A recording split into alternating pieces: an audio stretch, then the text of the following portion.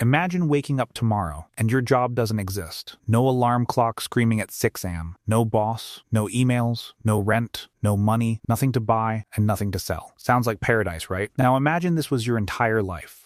Because for 95% of human history, that's exactly how humans lived. No offices, no farms, no schedules. So here's the question. What did ancient humans actually do all day? Did they work themselves to exhaustion just to survive? Or did they have something we've lost? The answer might surprise you. It might even make you jealous. The day begins before sunrise, not because anyone forces you to wake up, but because the light does. You open your eyes inside a shelter of branches and animal skins. The fire in the center of camp is still glowing. Someone kept it alive through the night. Children are already stirring. The air smells like smoke and morning dew. There is no breakfast waiting for you. If you want to eat today, you have to find your food. But here's the first surprise. There's no rush, no panic. The camp wakes up slowly. People stretch. They talk. They laugh. They plan the day together, because in this world, there is no such thing as working alone. Survival is a team sport. By mid-morning, the camp splits into two groups, the hunters and the gatherers. Movies love to show ancient men charging at mammoths with spears. But the truth? Hunting failed. A lot. A hunter could track an animal for hours, reading footprints in the dirt, studying broken branches, smelling the wind.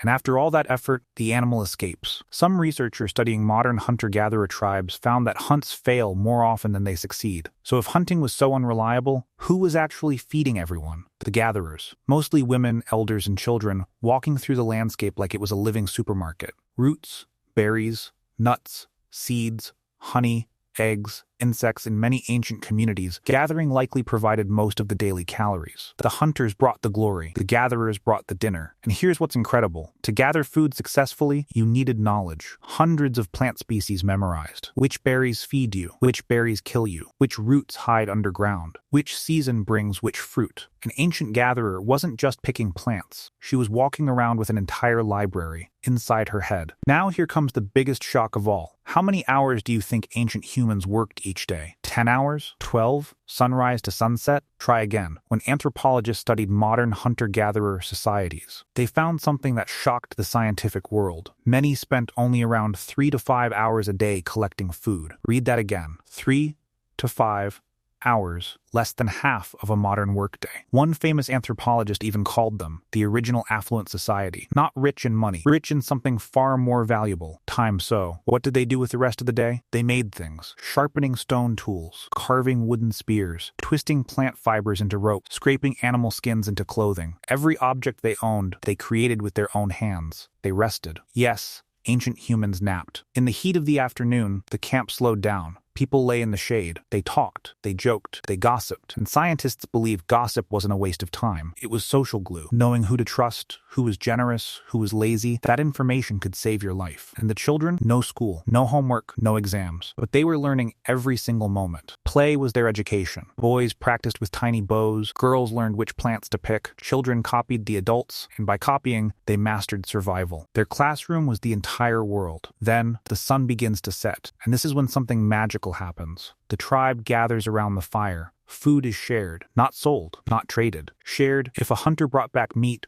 everyone ate. If he came back empty-handed, he still ate, because someone else succeeded. This wasn't charity, it was insurance. Today I feed you, tomorrow you feed me. No banks, no savings accounts. Their wealth was each other. And as darkness swallows the land, the stories begin. Elders speak of great hunts, of ancestors, of spirits in the mountains, of lessons hidden inside legends. Someone starts a rhythm, voices join together, songs echo into the night. This was their entertainment, their news, their history books, their religion, all of it, passed mouth to mouth, memory to memory, for thousands of generations. Around those fires, humans weren't just surviving, they were becoming human. But wait, before you quit your job and run into the forest, let's be honest, this life was not a paradise. There were hungry seasons, when the land gave nothing. Droughts that dried the rivers, winters that froze the world. A simple infection could kill you. A broken leg could be a death sentence. Childbirth was dangerous. Predators were real. Many people never saw old age. Life was free, but freedom had a price. Ancient humans didn't fear deadlines. They feared starvation. They didn't stress about promotions. They stressed about surviving winter. Their problems weren't smaller than ours. They were just different. So when did everything change? Around 12,000 years ago, humans made a discovery that transformed the planet: farming. Instead of finding food, they learned to grow it. It sounds like an upgrade. More food, bigger populations, permanent homes. But here's the dark twist. Many scientists believe early farmers worked far longer hours than hunter-gatherers ever did, bending over fields from sunrise to sunset, plowing, planting, harvesting, storing, defending. Their bones show more disease, more arthritis, worse teeth. And for the first time in history, some humans owned land, and others worked on it. Some gave orders, and others obeyed. The job was born, and humanity never looked back. One historian even called farming history's biggest trap.